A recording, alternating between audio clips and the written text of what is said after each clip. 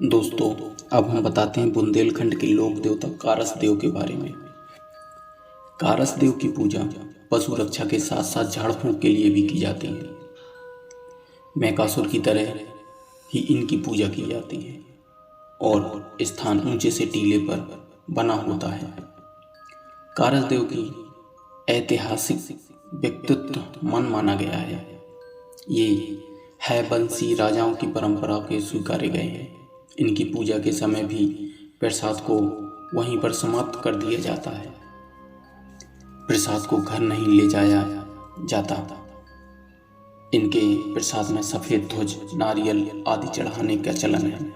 इनकी पूजा के समय इनके नाम का दरबार लगता है, जिससे लोग अपनी समस्याओं को सामने रखते हैं। एक व्यक्ति जैसे मन जाता है, उस पर कारसदेव का प्रभाव आ जाता है।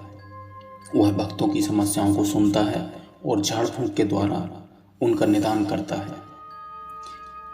इन दोनों लोक देवताओं के बारे में एक बात खास है कि होली के अवसर पर अहीर जाति के लोग इन दोनों लोक देवताओं के समक्ष नृत्य करते हैं।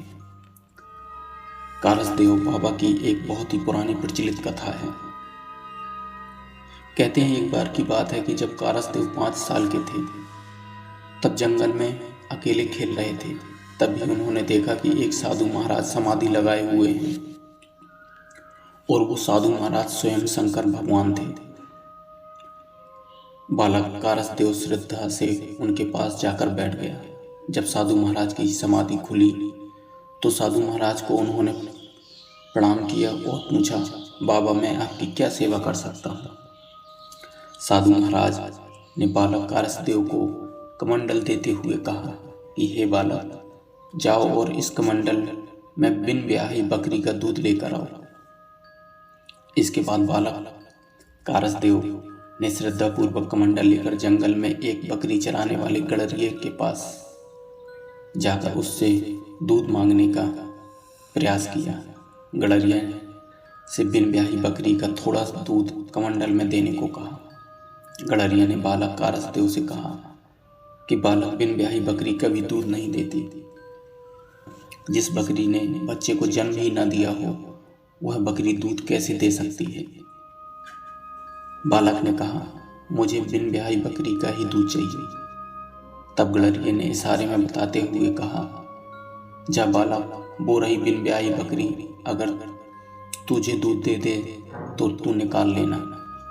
बालक कारसदेव ने कमंडल लेकर जैसे ही उस बिन ब्याही बकरी के नीचे रखा, बकरी के स्तन से अपने आप दूध की धारा लग गई। बालक कारसदेव समझ गए ये कोई चमत्कारी साधु महाराज हैं। ऐसी मानता है कि उस दिन के भगवान शंकर के वरदान के फलस्वरूप 100 में से एक आध या एक दो ही बकरी ऐसी होती हैं जो बिन ब्याही दूध देती हैं, जिसे इंदल या अलहद बकरी भी कहते हैं। जब बालक कारसदेव दूध लेकर लौटे तो साधु महाराज ने कहा, हे आज्ञाकारी बालक, तुम्हारा गुरु कौन है। बालक कारसदेव ने बताया है, साधु महाराज, अभी मेरा कोई गुरु नहीं है। साधु महाराज ने कहा, हे बालक, जिसका कोई गुरु नहीं होता उसकी सेवा में ग्रहण नहीं करता। तब बालक कारसदेव ने चतुराई पूर्वक कहा, साधु महाराज, आपसे अच्छा गुरु कौन हो सकता है। दूध पीने से पहले आप मुझे अपना शिष्य बना लो और उसके बाद दूध पी लीजिए। भगवान शंकर ने बालक कारसदेव को शिष्य बनाकर दूध पिया। भगवान शंकर वहीं रहकर तपस्या करने लगे और बालक कारसदेव उनकी सेवा करते रहे।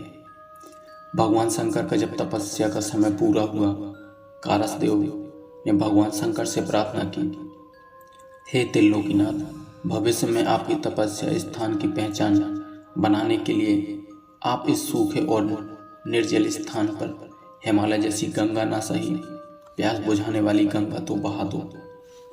भगवान शंकर तथास्तु कहकर अंतर्ध्यान हो गए। कारसदेव गुरु के स्थान पर शिवलिंग स्थापित कर उसकी पूजा करने लगे। आज भी बूढ़ी जहाज गांव को श्रद्धालु पूजनीय स्थान मानते हैं। बड़ी श्रद्धा के साथ पवित्र कुंड में स्नान करते हैं और गुरु की तपस्या के स्थान पर पूजा वाला शिवलिंग मौजूद है और पूजा वाले स्थान से ही शीतल गंगा निकलती है, जिसे सीते कुंड कहा जाता है, जिसका महत्व पुष्कर सरोवर की तरह है और आज भी मौजूद है। श्रद्धालु बहुत दूर दूर से आकर इस कुंड में नहाते हैं और मान्यता है कि इस कुंड में स्नान करने से सभी पाप नष्ट हो जाते हैं और असाध्य चर्म रोग तथा कुष्ठ रोग जैसे बीमारी भी ठीक हो जाती है। दोस्तों, यह जानकारी आपको कैसी लगी ग्राम देवता के बारे में, आप हमें ज़रूर कमेंट करके बताएं। अगर आपको यह जानकारी अच्छी लगी हो तो हमारे चैनल को लाइक और सब्सक्राइब जरूर करें। नमस्कार।